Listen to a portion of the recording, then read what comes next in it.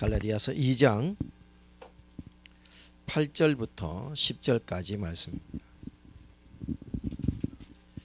우리 한 절씩 교독을 하도록 하겠습니다. 제가 먼저 8절 말씀을 읽고 여러분이 9절을 읽고 다 같이 10절 말씀을 읽겠습니다. 8절입니다. 갈라디아서 2장 8절입니다. 베드로에게 역사하사 그를 할례자의 사도로 삼으신 이가 또한 내게 역사하사 나를 이방인의 사도로 삼으셨느니라. 또 내게 주신 은혜를 알므로 이동같이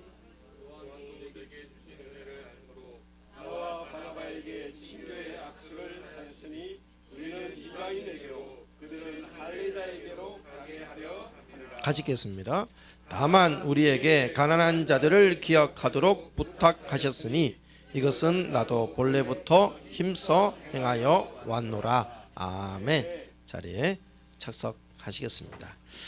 오늘 우리에게 기둥같이 여기는 사람이라는 제목으로 말씀을 전해주실 분은 우리 열린문 내당 성서 침례교회죠. 내당 성서 침례교회의 찬양 지휘자로 오랫동안 우리 교회를 섬겼고 또 신학 경대를 졸업하시고 그리고 우리 한국 성서침례 신학대학원을 졸업하신 후에 또 하나님께 찬양으로 영광을 올리고 싶어서 또다시 작곡가에 편입을 하셔서 작곡 공부도 하시고 또 음악 목회를 참 하고 싶어 하셨었는데 또 하나님의 선하신 부르심으로 지금은 우리 군포 성서침례교회에서 담임 목사로 섬기고 계십니다.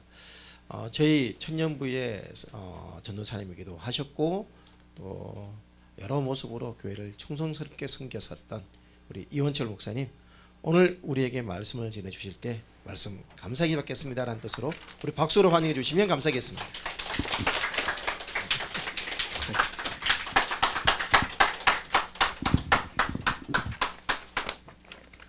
네, 성도 여러분 반갑습니다. 반갑습니다. 예, 아유 참 막 눈물이 이렇게 났어요. 우리 변사모님 또 뵙고 또 우리 곽 집사님, 이영구 집사님 참 뵈니까 참 옛날 생각이 나면서 참 김도 목사님이 참 80년대에 참 열정적으로 이렇게 교회를 섬기던 그 모습을 참 재현하는 것 같아서 참 작지만 정말 활기차고 정말 전도 온 동네 다니면서 전도하고 그랬던 기억이 참 생생히 납니다.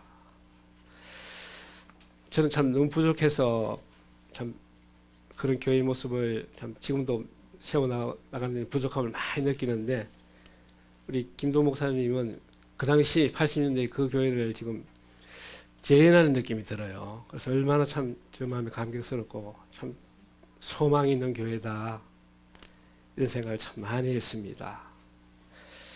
아마 하나님께서 축복하셔서 우리 열린문 성서침례교회 정말 하나님 앞에 귀하게 쓰임받는 또 많은 영혼들을 주님께 돌아오게 하는 그런 귀한 교회가 될 줄로 믿습니다. 제가 기둥같이 여기는 사람이라고 이렇게 설교 제목을 잡았는데요.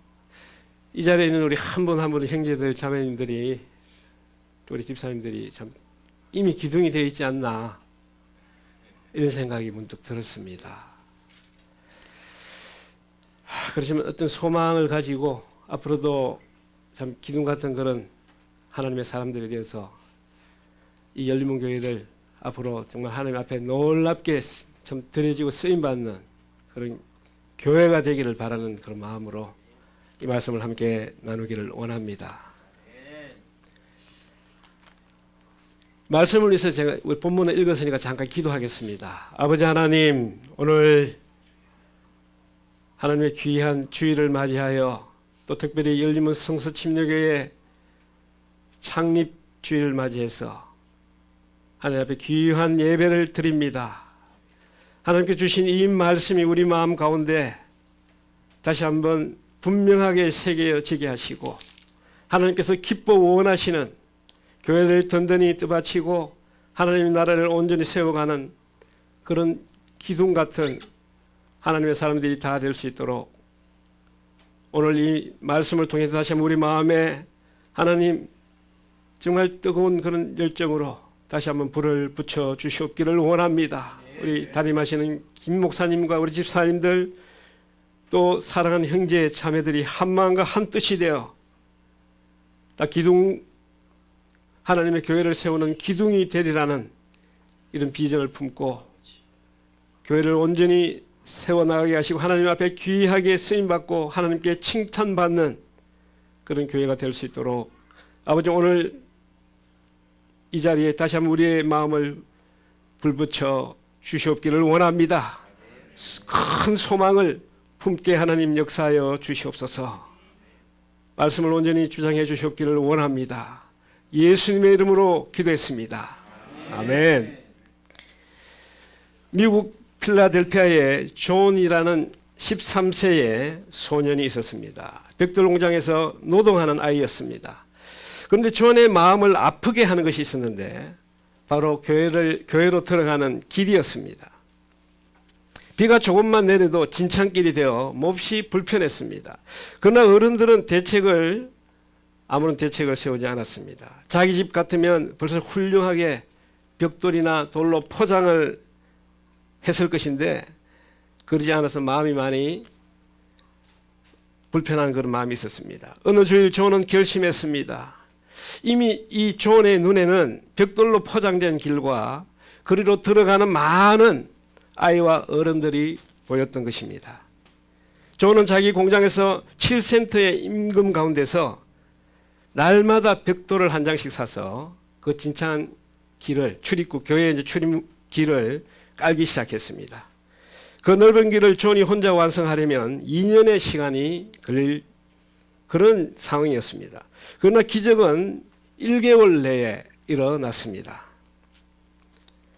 이러한 존의 모습을 보고 이기적이고 형식적이었던 신앙생활을 반성한 그 성도들은 길뿐만 아니라 이참에 낡은 교회당을 헐고 신축하기로 그렇게 결의를 합니다. 바로 이 소년의 이름은 존 워너메이커입니다. 이 소년은 그 후에 성장하여 미국의 백화점 왕이 되었고 미국과 전 세계에 YMCA 건물을 수없이 많이 지어주었습니다. 오늘날 서울 종로 2가에 있는 YMCA 벽돌 건물도 바로 이 존 워너메이커의 기증으로 된 건물입니다.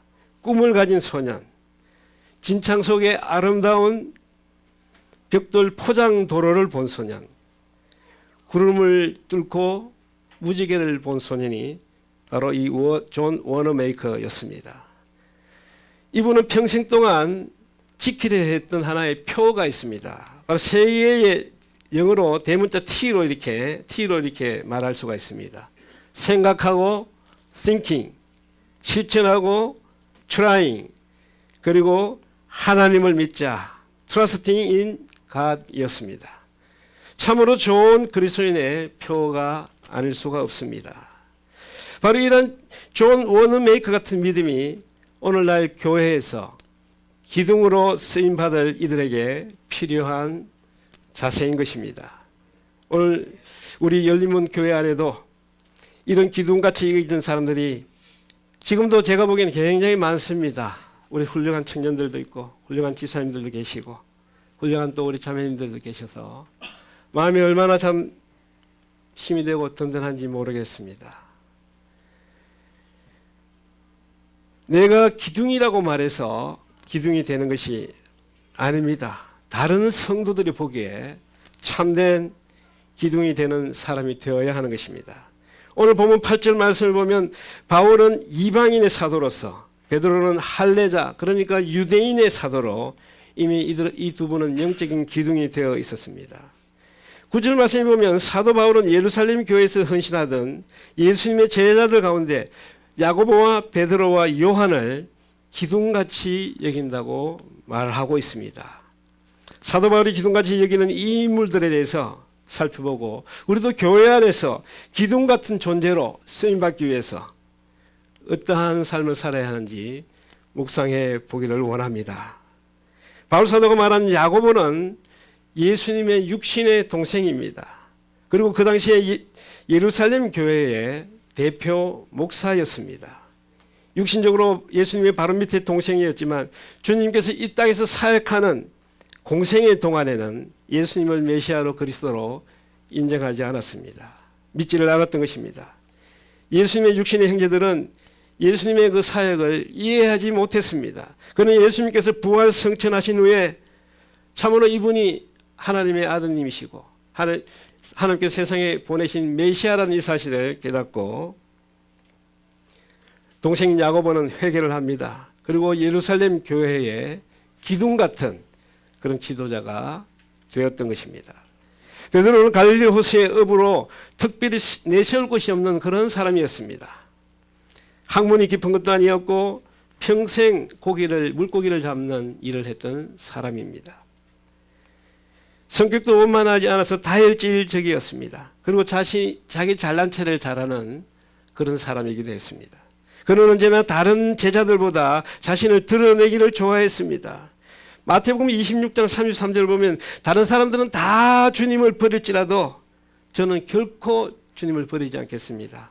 이렇게 말했다가 예수님을 3번이나 공개적으로 부인하는 그런 부끄러움을 가지고 있기도 했습니다. 그러던 베드로가 철저하게 회개를 하고 예수님의 참된 제자로 거듭났습니다.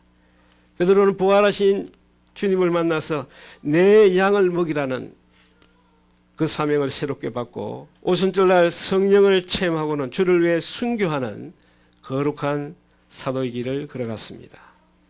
그리고 예수님의 수제자였지만 예루살렘 교회 초대 담임 목사의 그 자리를 예수님의 육신의 동생이었던 야고보에게 양보하면서 겸손하게 주님을 섬기는 그런 교회의 기둥이 되었습니다.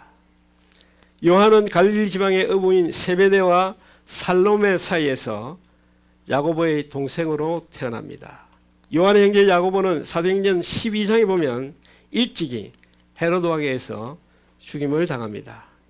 이 요한의 집은 일꾼을 부리며 일할 정도로 굉장히 부유한 편이었습니다. 그렇지만 요한도 베드로처럼 특별하게 드러낼 만한 자랑거리가 없는 그런 사람이었습니다. 요한은 베드로와 함께 고기를 잡다가 예수님의 부름을 받고 제자가 되었습니다. 요한은 용기가 있는 배사람이었습니다. 그렇지만 성격이 상당히 급했던 사람입니다. 그래서 예수님은 그에게 우레의 아들이라는 뜻의 보아너게라고 별명을 지어주셨습니다.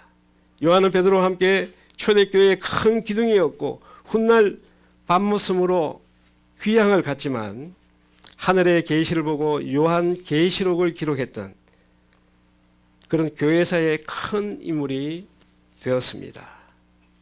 그러면 바울 사도가 이 야고보와 게바 그러니까 베드로와 요한을 기둥같이 여기는 이유가 무엇이었을까요? 이 세 사람은 학문적 배경이나 권력의 배경이 전혀 없는 그런 사람들이었습니다. 재산도 많지도 않았습니다. 갈릴리에서 특별한 이장이나 면장을 하던 그런 사람들도 아니었습니다. 그렇다고 해서 족보를 내세우면서 조상들 중에 자랑할 만한 그런 이들이 있는 것도 아니었습니다. 이에 비해서 사도 바울은 많은 배경을 가지고 있는 사람이었습니다. 바울은 출신이 좋은 사람이었습니다. 이스라엘 초대왕 사울 왕이 속한 그 왕족 베냐민 지파 사람이었습니다. 그야말로 히브리인 중에 히브리인으로 순수 혈통을 또한 가지고 있었습니다. 그는 로마 시민권도 가지고 있었고 학문적으로는 당대 최고의 율법학자인 가말리엘 문화생이었습니다. 야고보나 베드로나 요한과는 비교할 수 없는 뛰어난 인물이 바로 사도 바울이었던 것입니다. 바울은 스스로도 내가 지극히 큰 사도들보다 부족한 것이 조금도 없는 줄로 생각한다라고 그렇게 말하기도 했습니다. 또 비록 내가 말에는 부족하지만 지식에는 그렇지 않다고 자화자찬할 정도로 참 뛰어난 그런 사람이었던 것입니다. 그런데 바울은 오늘 본문 말씀을 보면 야고보와 베드로와 요한을 가리켜 기둥같이 여기는 사람이라고 그렇게 말하고 있습니다. 오늘 말씀을 통해서 바울 사도가 이들을 기둥같이 여기는 이유가 무엇인지를 좀 살펴보려고 합니다. 그래서 우리도 교회에서 기둥같이 여겨지는 쓰임받는 사람이 되기를 원합니다. 먼저 이 세 사람은 예수님에 대해서 가장 잘 아는 사람들이었습니다. 야고보는 예수님의 육신의 동생이라고 말씀드렸습니다. 그러니까 야고보는 예수님의 출생과 성장을 비롯하여 그분이 부활하시고 승천하실 때까지 예수님의 삶과 행적에 대해서 가장 잘 아는 사람이었습니다. 야고보는 아버지 요셉이 죽고 나서 집안의 맏형이었던 예수님이 목수일을 하면서 가정을 돌보고 수고했던 것을 잘 알고 있었습니다. 그런데 30세 되던 어느 날 예수님의 하나님의 부르심을 받고서 공생애를 시작하면서 가정을 돌보지 않고 밖으로만 돌아다니자 불만이 생겼습니다. 그래서 그 기적과 표적이 하나님으로부터 말미암은 것이라면 예루살렘에 가서 종교 지도자에게 인정을 받으라고 예수님께 도전하기도 했었습니다. 그리고 예수님이 말씀을 전하고 있을 때 어머니 마리아와 동생들을 데리고 와서 미친 일을 하지 말고 집으로 돌아오라고 그렇게 시위한 적도 있었습니다. 그러나 육신의 동생 야고보는 예수님에 대한 그 소문을 쉬지 않고 귀 기울여 들었습니다. 그리고 예수님의 죽음과 부활과 승천의 그 사건을, 하늘로 오르는 그 사건을 접하게 되면서 예수님께서 하신 말씀처럼 우리 형님은, 예수님은 단순한 사람의 아들이 아니라 하나님의 아들이심을 믿게 되었습니다. 예수님께서 행하셨던 모든 삶을 기억하며 이 야고보는 주님의 종으로 헌신을 하게 되었던 것입니다. 또 다른 예루살렘 교회의 기둥이었던 베드로와 요한은 예수님의 수제자요, 또 한 사람은 대표적인 제자였습니다. 예수님의 12제자 가운데서 가장 사랑받던 제자가 바로 베드로와 요한이었습니다. 이들은 항상 예수님 옆에 있던 사람들입니다. 예수님께서 변화산에 올라가셔서 모세와 엘리야를 만났을 때도 그 영광을 함께 보았던 사람입니다. 예수님께서 십자가의 길을 앞두고 게세마네 동산에서 기도하실 때에도 가장 가까운 자리에 머물러 있었던 사람이 바로 이 사람들인 것입니다. 베드로와 요한은 예수님의 숨소리까지 들을 만큼 아주 가까이에서 사랑을 받았습니다. 특히 요한은 예수님께서 최초로 만찬의식을 행할 때에 예수님의 품에 안겨있던 그런 사람이기도 했습니다. 그리고 베드로는 예수님을 3번이나 부인한 뒤에 용서를 받고 네가 이 사람들보다 나를 더 사랑하느냐는 질문을 받으면서 사도로서의 새 삶을 시작한 인물이었습니다. 이처럼 이 세 사람은 예수님을 가장 잘 아는 사람들이었습니다. 사실 사람은 특별히 잘난 사람도 없고 또 못난 사람도 없습니다. 위대하다고 인정받는 사람도 자세히 살펴보면 실수와 허물이 많은 것을 발견할 수 있습니다. 아브라함은 자신의 부인을 위기 때마다 누이라고 속였던 사람입니다. 또 다윗은 권력의 힘으로 부하의 아내를 취하고 그것을 숨기려고 교묘하게 적들의 손에 죽게 했던 그런 참 부끄러운 일을 행했던 사람이었습니다. 노아는 포도주를 많이 마셔서 정신을 잃고 백두대낮에 벌거벗은 몸을 자녀들에게 보이기도 했습니다. 또 유다는 몸 파는 여자로 변장한 며느리 다말과 동침을 하는 그런 어떤 부끄러운 일을 행하기도 했습니다. 모세는 또 어땠습니까? 민족을 구하려다가 혈기를 이기지 못하고 살인을 저지르는 그런 사람이었습니다. 이처럼 실수와 허물과 부끄러움이 참으로 가득했던 그런 사람들이었지만 새로운 결단으로 하나님 앞에 나아갔을 때 하나님께서는 이들에게 놀라운 은혜를 베풀어 주셨던 것입니다. 야고보와 베드로와 요한이 실수투성이의 사람이었지만 이들을 하나님께서 귀하게 사용하신 것은 자신들의 연약함에도 불구하고 주님을 더욱더 알아갔기 때문이었습니다. 예수님과 가까이 동행하면서 넘치는 특별한 은혜를 깨달아 갔던 사람인 것입니다. 그 은혜를 풍성히 받음으로 당시 교회에서 기둥같이 여겨지는 그런 사람들로 변화되어 갔습니다. 사랑하는 여러분, 교회의 기둥이 되기를 원하시면 하나님께서 주시는 그 은혜를 많이 받아 누리셔야 합니다. 그 은혜를 받으려면 어떻게 해야 됩니까? 예수님과 더욱 가까이 동행을 해야 합니다. 그리고 예수님 하나님의 그 마음을 많이 깨달아 알아가야 하는 것입니다. 주 안에 있는 풍성한 은혜의 바다에서 넘치는 기쁨과 샘솟는 능력을 얻고 누리시기를 바랍니다. 저는 참 청년 시절에 너무 참 하나님을 믿고 예수님 믿고 교회가 좋아서 교회 살다시피 했어요. 사실은 교회에서 그 당시에는 우리 소천하신 우리 박 목사님께서 참 청년들에게 많은 그런 자유로움을 허락해 주셨습니다. 그래서 교회에서 어떨 때는 자기도 하고 또 교회 주실 때가 되면 청소도 스스로 하고 그렇게 참 그 속에서 또 얼마나 많은 그런 하나님이 주시는 은혜를 누렸는지 모릅니다.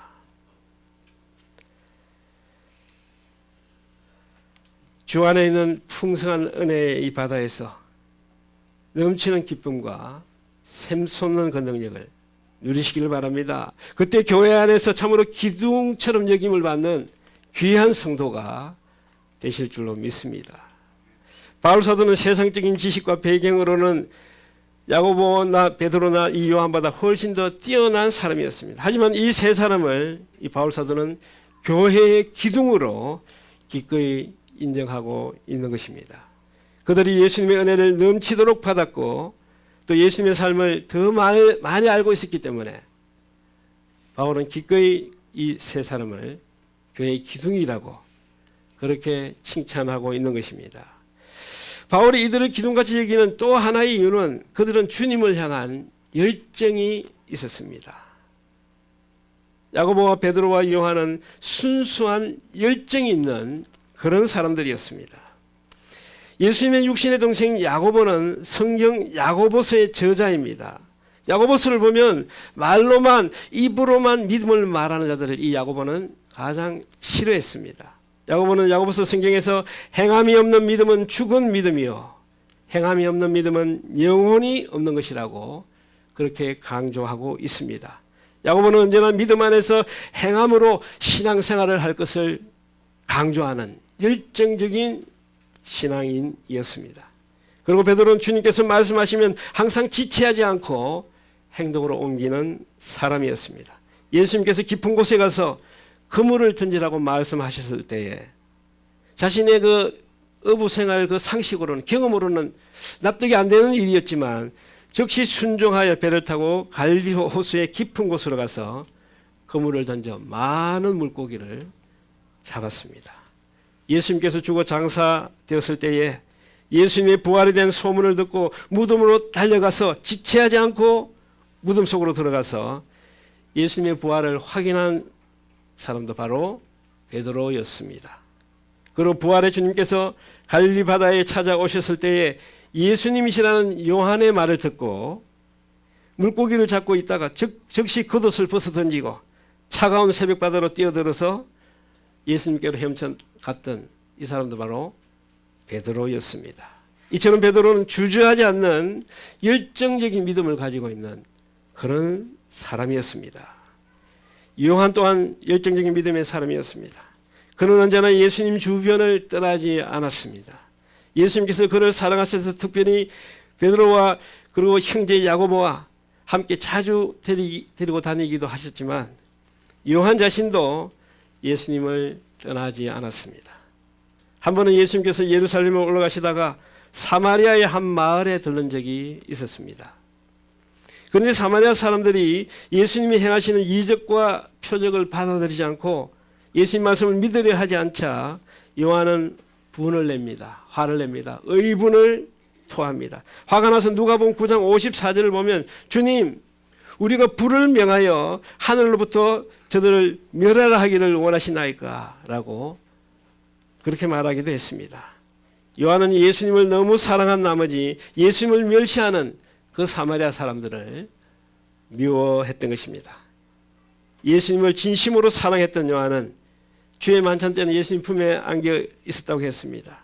또한 예수님께서 십자가에 못 박히실 때는 두려움을 무릅쓰고 유일하게 그 현장을 끝까지 지켰던 사람이 바로 사도 요한이었습니다.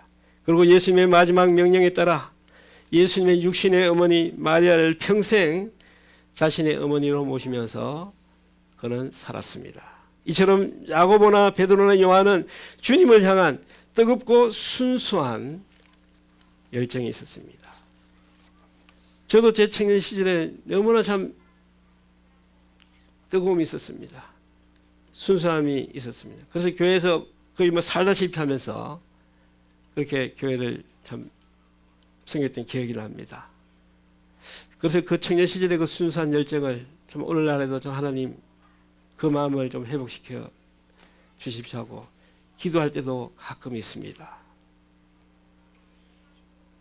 바로 이 세 사람이 이런 열정이 있었기 때문에 예루살렘 교회에서 기둥같이 여겨지는 하나님의 사람이 될 수 있었던 것입니다. 그래서 바울 사도는 이들이 예루살렘 교회의 기둥임을 그리고 일꾼이고 지도자가 됨을 공개적으로 인정을 했습니다. 그리고 대대손손 자랑스럽게 오늘 성경 말씀에서 갈라디아서도 기록을 하여 알려지기를 원했던 것입니다. 자, 이제 마지막 세 번째로 이 바울 사도가 기둥같이 여겼던 야고보, 베드로, 요한 세 사람은 주님을 위해 생명을 아끼지 않는 그런 사람이었습니다. 그들에 대해서 성경에 자세하게 기록되어 있지는 않지만 전해 내려온 이야기가 있습니다. 야고보는 평생 나실인으로 하나님을 위해 구별된 사람으로 살았다고 합니다. 결혼을 하지 않고 살았다는 그런 뜻이죠. 오직 주님만을 바라보며 살았던 사람인 것입니다. 그리고 예루살렘 교회의 초대 목사로 AD 70년경에 로마와의 전쟁 무렵에 순교를 하겠다고 전해집니다. 베드로도 평생을 주님을 위해 복음을 전하다가 로마에서 순교의 제물이 되었다고 전해집니다. 그는 십자가에 달릴 때에 예수님께서 달리신 십자가에 내가 달리다니 참으로 영광스럽다고 그렇게 말을 했다고 합니다. 그리고 나 같은 죄인은 십자가에 예수님처럼 달릴 수가 없으니 거꾸로 십자가에 매달아 달라고 이렇게 요청을 했다고 전해집니다. 베드로는 주님을 위해 순교의 잔을 마신 것입니다.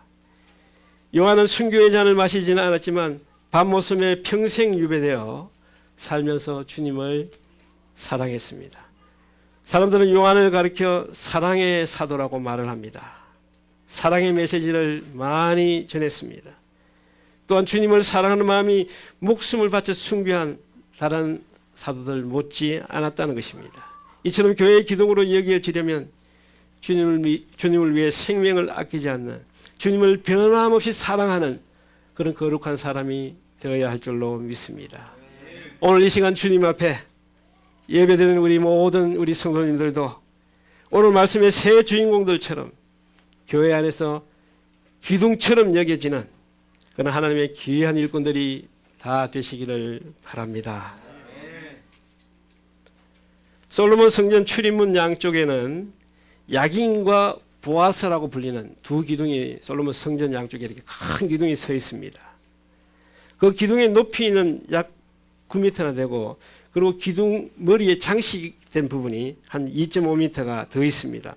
그래서 모두 11.5m에 달하는 큰 기둥이 성전 양쪽에 이렇게 서 있습니다. 기둥의 둘레는 6m나 되었다고 합니다.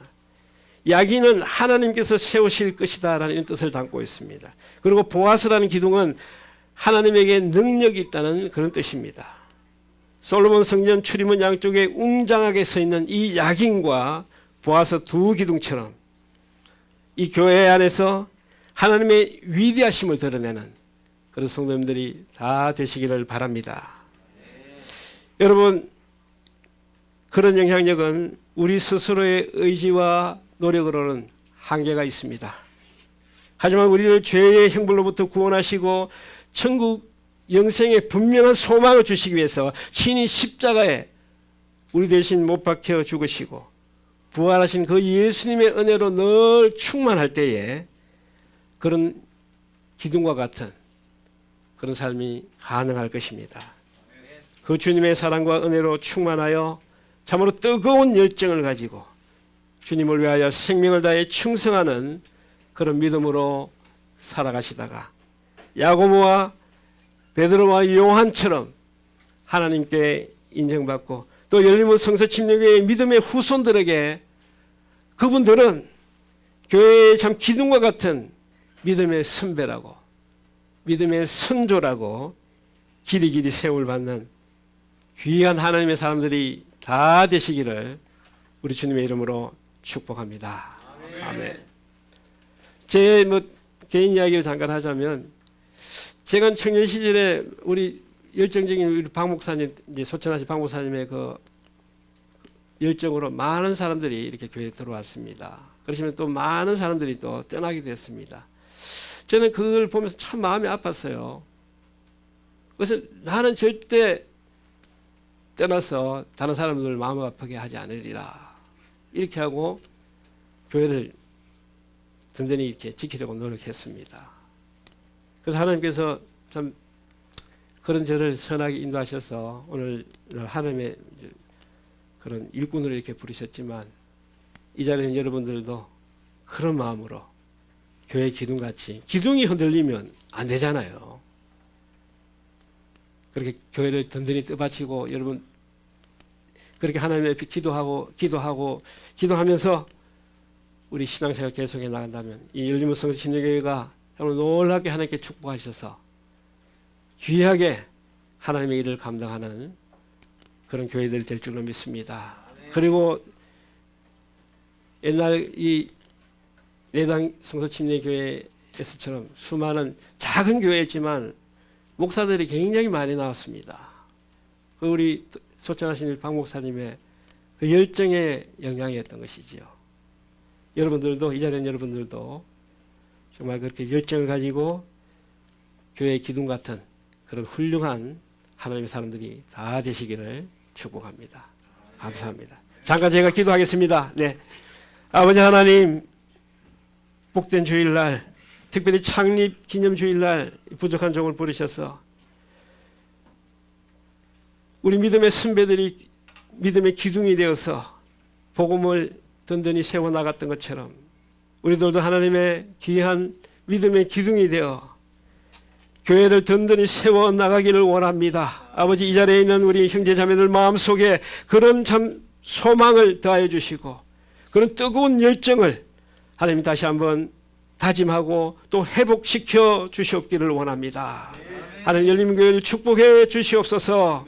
예수님의 이름으로 기도했습니다. 아멘. 우리 다 함께